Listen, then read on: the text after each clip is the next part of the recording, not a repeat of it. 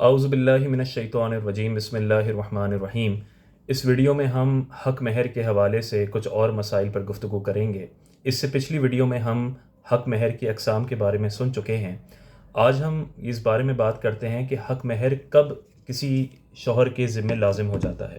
دیکھیں، دو چیزیں ہوتی ہیں جس کی وجہ سے حق مہر لازم ہو جاتا ہے۔ پہلی، شوہر یا بیوی میں سے کسی ایک کی موت واقع ہو جائے، اور دوسری، شوہر اور بیوی کی خلوت صحیحہ ہو جائے۔ خلوت صحیحہ کسے کہتے ہیں؟ خلوت صحیحہ ایسی تنہائی کو کہتے ہیں کہ جس میں کوئی شرعی عذر نہ ہو اور عورت اور بیوی کے تعلق قائم کرنے میں کوئی رکاوٹ نہ ہو۔ اگر میاں بیوی کو ایسی کوئی تنہائی میسر آ جائے تو اسے خلوت صحیحہ کہتے ہیں، اور اس کی وجہ سے مہر ذمہ لازم ہو جاتا ہے۔ اب اس کے احکام سنتے ہیں۔ مثلاً نکاح ہوا اور اس کے بعد شوہر جو ہے اس کا انتقال ہو گیا۔ اب بیوی کا مہر کیسے ادا کیا جائے گا؟ تو یہ جو بیوی کا مہر ہے، یہ یاد رکھیں، یہ شوہر کے اوپر قرض تھا۔ تو بیوی جو وارث ہے وہ تو مال وراثت علیحدہ سے پائے گی، لیکن یہ جو حق مہر کی رقم ہے یہ شوہر کے مال میں سے پہلے بطور قرض نکالی جائے گی، اس کے بعد جو شوہر کا مال ہوگا وہ وراثت میں تقسیم ہوگا، جس میں بیوی کا علیحدہ سے حصہ ہوگا۔ تو اب آپ یہ سوچیں کہ کیا ہمارے یہاں اگر کبھی ایسا واقعہ ہو جائے تو کوئی اس بارے میں سوچتا بھی ہے کہ بیوی کا جو حق مہر تھا وہ اس نے نہیں دیا تھا اور اس کے مال میں سے یہ قرض ہے اور اسے فوری طور پر بیوی کو ادا کیا جائے؟ اسی طرح دوسری صورت لے لیتے ہیں کہ بیوی کا انتقال ہو گیا۔ صورت ابھی بھی وہی ہے کہ بیوی کا جو حق مہر ہے وہ شوہر کے پاس قرض تھا۔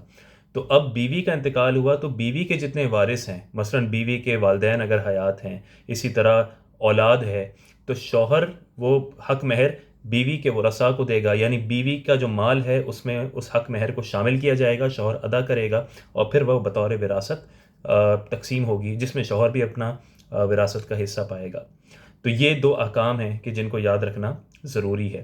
اس کے بعد خلوت صحیحہ سے پہلے طلاق ہو گئی، مثلا نکاح ہوا اور نکاح میں مہر مقرر ہوا، جس طرح ہمارے یہاں عام طور پر ہوتا ہے کہ جب ایجاب و قبول ہوتا ہے تو مہر بھی ذکر کر دیا جاتا ہے۔ جب مہر ذکر نہ ہو اور نکاح ویسے ہی ہو، اس کے احکام الگ ہیں، لیکن ابھی میں بات کر رہا ہوں صرف اس کیس کی جو عام طور پہ ہمارے یہاں ہوتا ہے کہ جب بھی نکاح ہوتا ہے ایک مہر مقرر ہوتا ہے۔ اب نکاح ہوا، ابھی رخصتی نہیں ہوئی، یعنی خلوت صحیحہ نہیں ہوئی، اور شوہر نے طلاق دے دی۔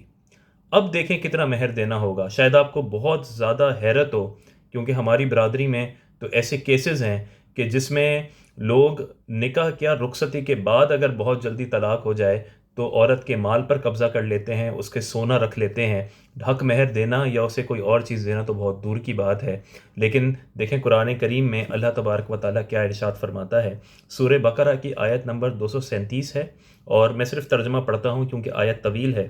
اور اگر تم عورتوں کو انہیں چھونے سے پہلے طلاق دے دو اور تم ان کے لیے کچھ مہر بھی مقرر کر چکے ہو، یعنی رخصتی سے پہلے، خلوت صحیحہ سے پہلے طلاق ہو اور مہر مقرر ہو چکا ہو، یہ دونوں کنڈیشنز ہیں، تو جتنا تم نے مقرر کیا تھا اس کا آدھا واجب ہے، مگر یہ کہ عورتیں کچھ مہر معاف کر دیں یا وہ شوہر زیادہ دے دے جس کے ہاتھ میں نکاح کی گرہ ہے، اور اے مردو تمہارا زیادہ دینا پرہیزگاری کے زیادہ نزدیک ہے، اور آپس میں ایک دوسرے پر احسان کرنا نہ بھولو، بے شک اللہ تمہارے کام دیکھ رہا ہے۔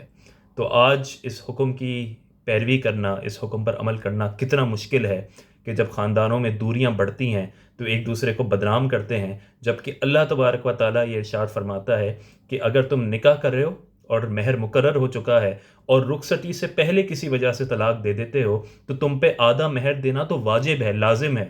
اس لیے 5 لاکھ قرار دیا تھا تو 2.5 لاکھ دینا لازم ہے، 10 لاکھ مہر قرار دیا تھا تو 5 لاکھ دینا لازم ہے۔ اور پھر اللہ نے فرمایا کہ اگر شوہر اس کے بڑھا کے بھی دے دیں تو یہ ان کے تقوی کے لیے اچھا ہے، یہ ان کی پرہیزگاری کے لیے بہتر ہے۔